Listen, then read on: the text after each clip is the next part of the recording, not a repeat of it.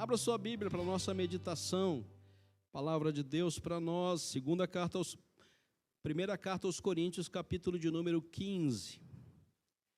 Começando com o verso 17, verso 18.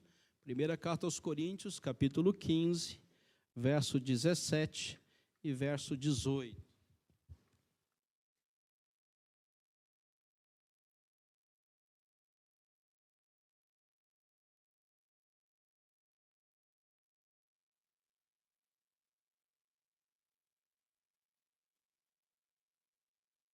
Primeira carta aos Coríntios, capítulo 15, verso 57 e 58. 57 e 58. Primeira carta aos Coríntios, capítulo 15, 57 e 58. Aí. Acharam todos? Graças a Deus que nos dá a vitória por intermédio do nosso Senhor Jesus Cristo. Portanto, meus amados irmãos, sede firmes e inabaláveis e sempre abundantes na obra do Senhor, sabendo que no Senhor o vosso trabalho não é vão.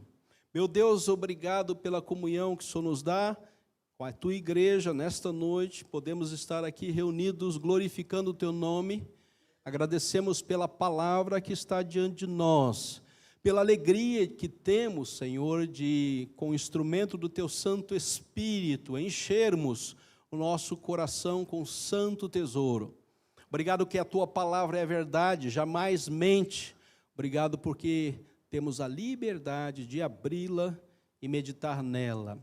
Guarda em nosso coração, Senhor, revigora a nossa alma e nos dá uma dimensão eterna da tua presença em nosso meio. Oramos em nome de Jesus. Amém. O Deus da graça, queridos, nos mantém firmes na graça. A palavra de Deus nos fala em vários textos e numa construção teológica da qual nós já temos costume de que o Deus da graça é que nos sustenta na graça. Nós só podemos viver o tempo presente porque Deus nos sustenta, nos mantém firmes. A única possibilidade que nós temos para viver o tempo presente é quando nós nos firmamos na graça de Deus. Só que tem um segredo, é Deus quem nos sustenta nela. Não é você que se abraça com ela, é ela que te abraça. Ou nós aprendemos isso, ou nós teremos muitas dificuldades no tempo presente. Mesmo vivendo em Cristo Jesus, achamos que nós nos agarramos a, e não é nós que nos agarramos a, é ela que vem e nos abraça. Esse sentido para nós faz toda possibilidade de vivermos o tempo presente debaixo desta graça na qual nós estamos firmes. Estava pastoreando no início do ministério uma igreja no interior, e ali, uma cidade pequena, só tinha um hospital, uma Santa Casa. E no domingo de manhã, recebi um telefonema de uma enfermeira. Ela disse: pastor, tem uma senhora aqui que quer falar com um pastor, o único que eu conheço na cidade é o senhor, então o senhor venha correndo para cá. E antes do culto da manhã, eu fui correndo para lá, conversar com essa senhora. Ela estava deitada no leito, muito pálida, e ali naquela cidade o sistema médico era muito precário, e ela agradeceu pela minha presença, e ela falou: pastor, eu vim aqui, eu chamei o senhor aqui porque eu quero morrer e não consigo. A colocação dela foi assustadora ao primeiro ver, né? Eu falei: pastor, eu estou doida para morrer, mas não consigo morrer. Já tenho pedido a Deus para que Deus me leve e eu não consigo morrer. E uma colocação que nos choca, né? Uma pessoa que quer sair desta vida, não aguenta mais o sofrimento do tempo presente, mas ela não consegue morrer. A doença já ia em grande monta, os médicos já haviam a desenganado, e ela continuava viva. E a pergunta era, o que está acontecendo com essa senhora? Uma jovem senhora com a sua doença terminal. E eu perguntei a ela, mas o que está no seu coração? O que te prende aqui? Por que você deseja morrer, mas não consegue? Qual é a motivação? E ela contou a história da vida dela.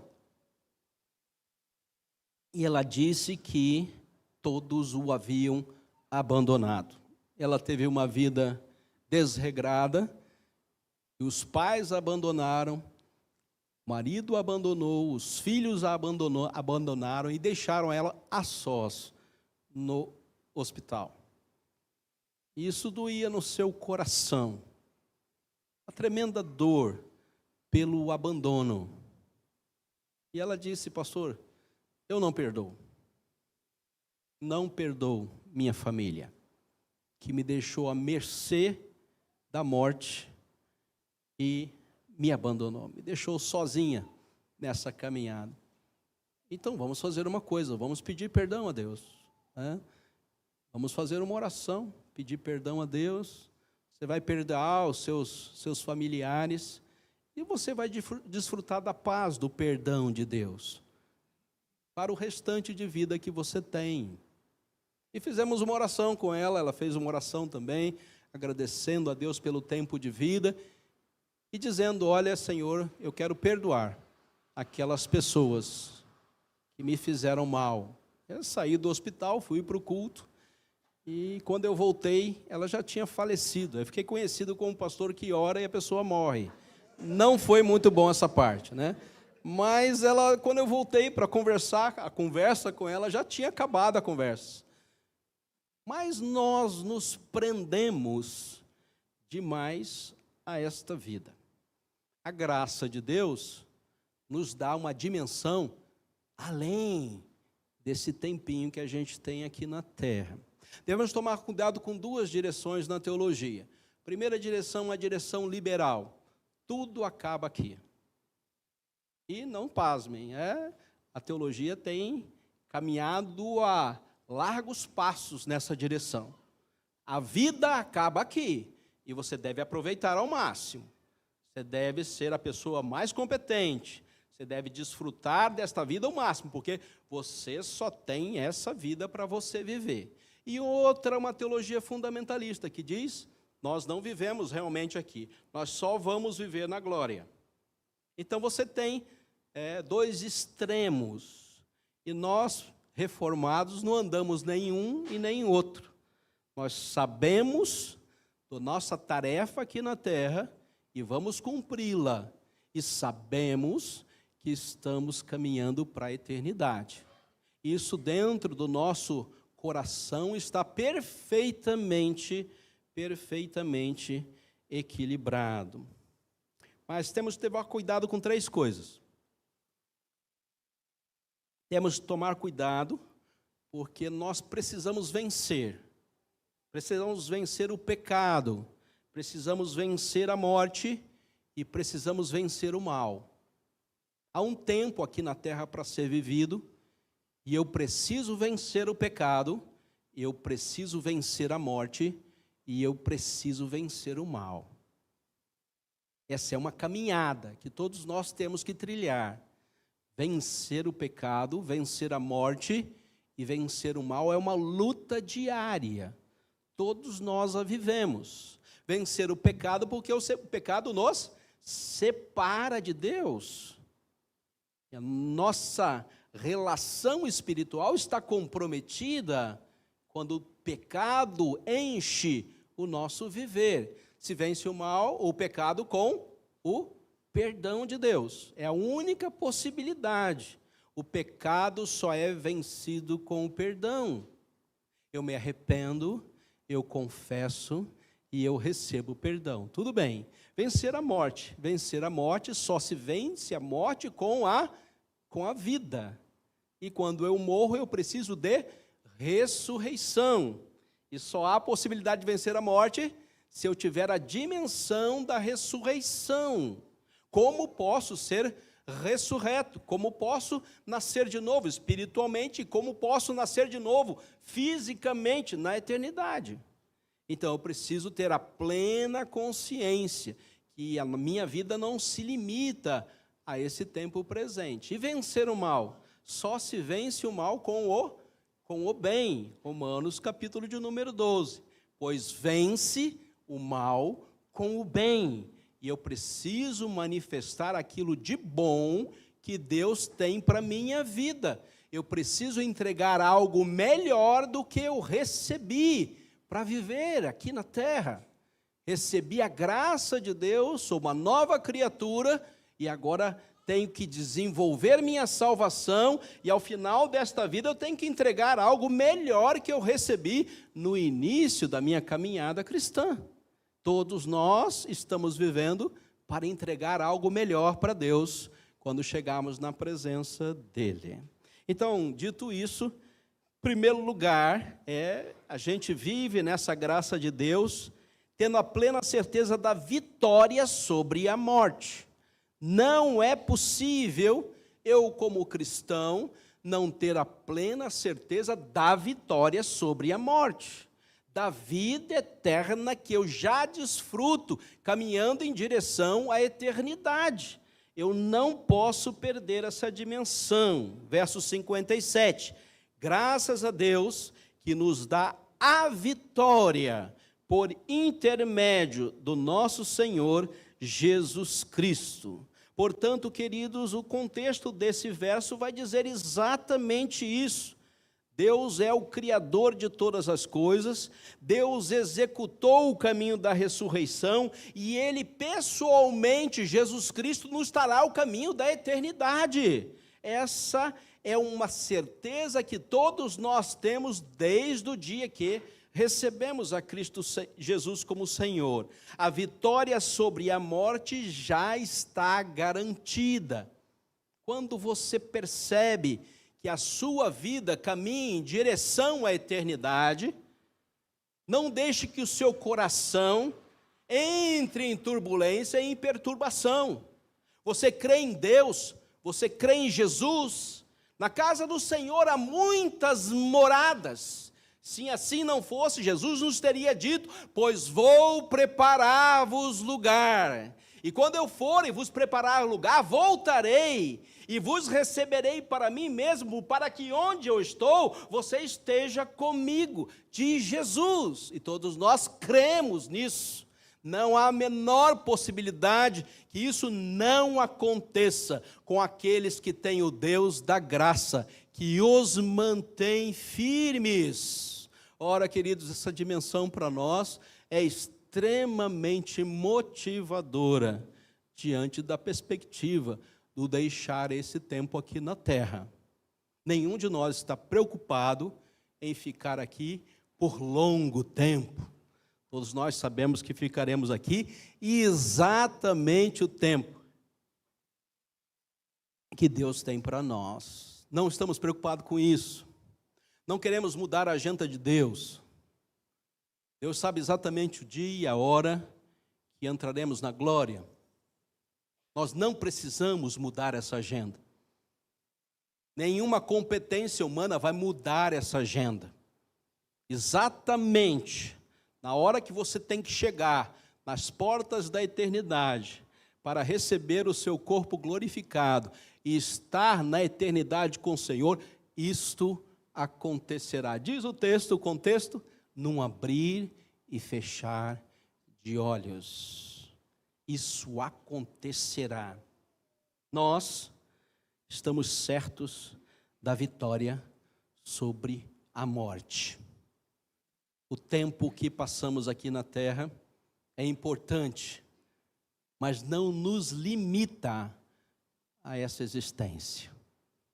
Por mais dura que seja a caminhada, por maior que seja a tribulação, por mais peso que tenha o pecado, a morte e o mal, o caminho para a eternidade já é uma realidade.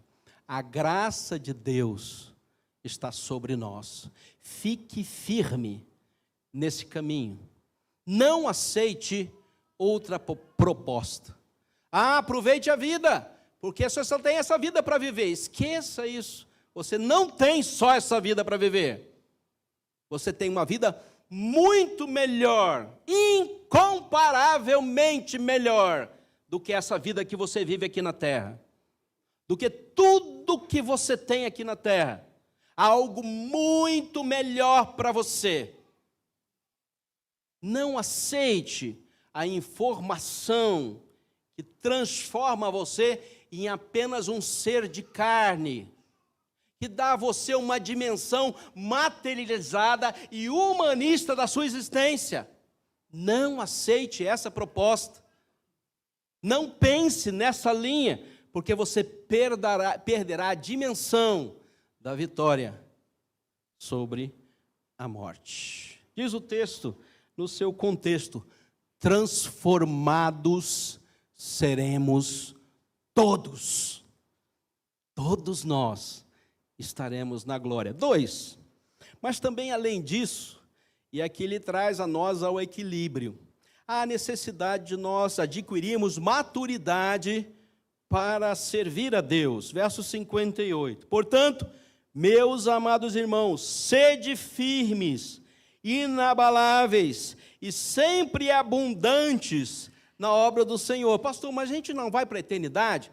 Vamos começar a criar esse ambiente de eternidade para nós agora. Vamos parar um pouquinho de trabalhar, vamos aproveitar um pouquinho dessa vida terrena, né? Não vamos fazer tanto esforço, não vamos nos empenhar tanto nessa obra, afinal vamos todos para a glória. Não, não. Firmeza, manter-nos inabaláveis e sempre abundantes na obra do Senhor. É um contrassenso? Nós já vamos para a eternidade, para que a gente vai ficar fazendo uma obra aqui, se a eternidade já está nos garantida? E Deus vai deixar claro para nós que nós devemos sempre testificar da nossa fé. A proclamação do Evangelho é uma função nossa da igreja. Nós precisamos abrir a boca e cumprir a nossa tarefa de evangelização, de ação missionária. Há algo para ser feito. E Paulo diz, olha, transformados seremos todos, mas ainda não fomos. Temos algo para fazer, há uma tarefa para ser cumprida. Devemos glorificar a Deus aqui na terra, fazer algo para que o nome de Deus seja glorificado. Devemos fazer isso desde a nossa casa até a nossa igreja, até os confins da terra, cumprirmos a missão como igreja que somos. Devemos fazer isso com alegria. Então, fazer algo para o Senhor e para a sua glória enche o nosso coração de alegria, uma alegria que vem do alto, ainda que esse tempo seja um tempo perecível, e cada dia mais a gente perece, e cada dia mais caminhamos em direção à eternidade. Mas aproveite esse tempo aqui para fazer algo que glorifique ao nome de Deus. Faça isso com maturidade. Amadurecer na obra, desenvolver a salvação. Não faça isso com infantilidade. Não deixe que as questões menores impeçam que você faça algo de bom. Não deixe que as questões do seu coração e as lutas da vida transformem a sua vida em um ambiente improdutivo. Faça algo de bom. Deus está contando com você, porque Ele colocou aqui como parte dessa igreja, para fazer algo de bom. Terceiro lugar, tenha certeza, do serviço está cumprido. Ainda no verso 58, ele diz, sabendo que no Senhor o vosso trabalho não é vão. Tenha certeza de que o serviço está cumprido. Deus poderia ter feito muito mais. Poderia ter tocado muito mais. Poderia ter ido a muito mais cultos.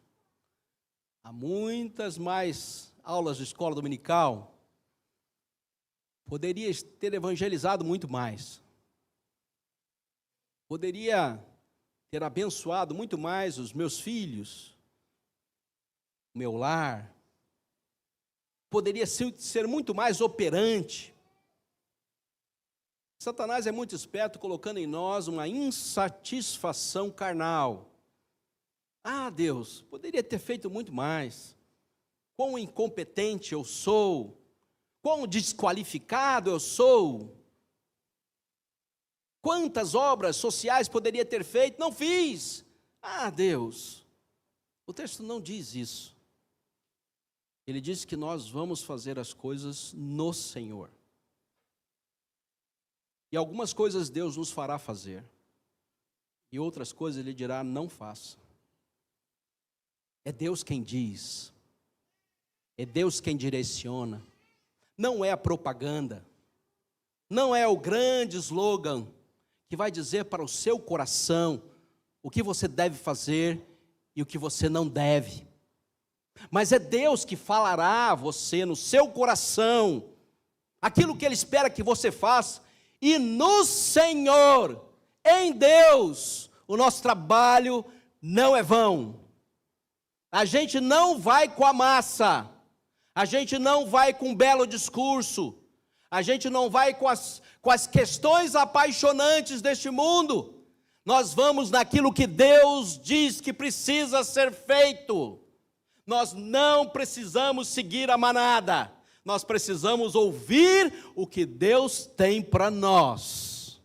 É Ele quem dá a direção, é Ele quem diz aonde nós vamos e o que nós vamos fazer para a sua única glória. Termino, irmãos, então, Deus nos dá graça.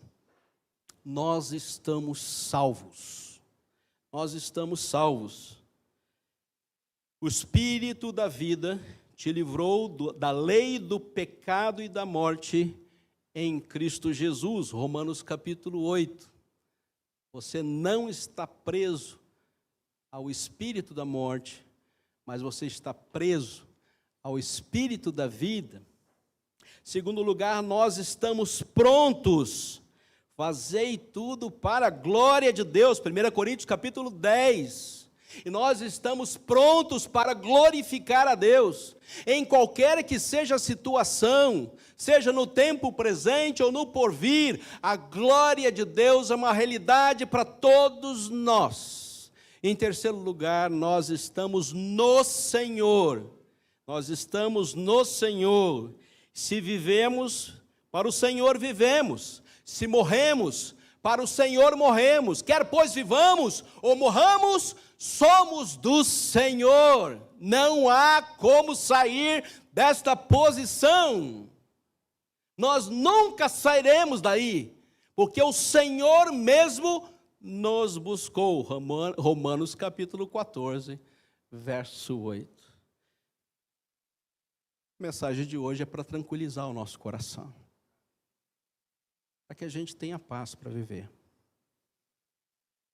para que a gente tenha certeza das coisas de Deus para a vida da sua igreja e do seu povo. Não duvide, não vá na conversa, o discurso só te confunde. Fique com a palavra de Deus, fique com a verdade.